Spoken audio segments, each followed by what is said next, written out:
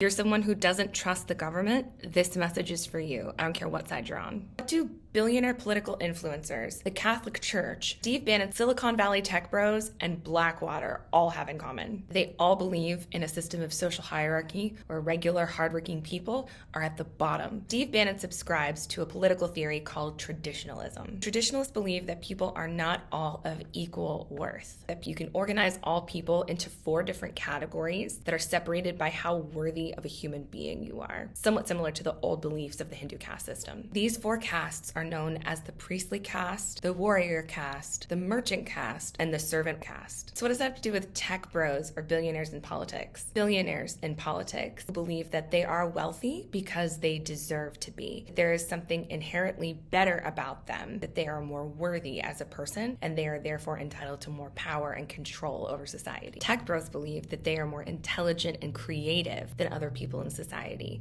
and that they shouldn't have to be held back by people who are not as intelligent or creative as they are. That they shouldn't have to be subject to regulations that protect people if those people don't matter very much. An opinion those 2 groups share. Steve Bannon's system, this would be your merchant caste. About Blackwater and the Catholic Church, I think you guys can see where I'm going with this. So Blackwater is a private military contractor. They're one of the main players in the military-industrial complex, and they made a ton of money during the Iraq War. The people who run Blackwater, like Erik Prince, believe that private military should supplant government-run military. Prince is also a Christian nationalist who believes that his wars are actually a crusade to spread Christian nationalism all over the world and the supremacy of the white Aryan Christian. Go figure. That would be your warrior caste. Finally, we come to the Catholic Church. Dun, dun, dun, dun. If you go back to medieval times, the Catholic Church believed in a divine order of being. The king had been divinely ordained to be the ruler of the people. There is a neo-Catholic movement that some people that you've heard of are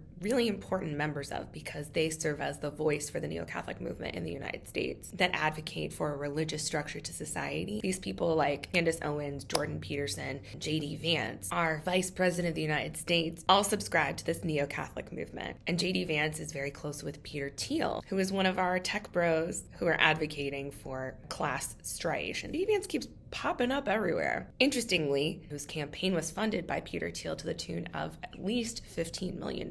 Both belong to movements that advocate for the wealthiest and smartest to be at the top. There you have it. You have your priest caste, warrior caste, merchant caste. So where does that leave the rest of us? I guess we get to be the servants. These are all groups of people and individuals who truly believe and have put their money where their mouth is in restructuring society so that there's a hierarchy in it. Before you start fighting back, ask yourself, when did you start trusting politicians again?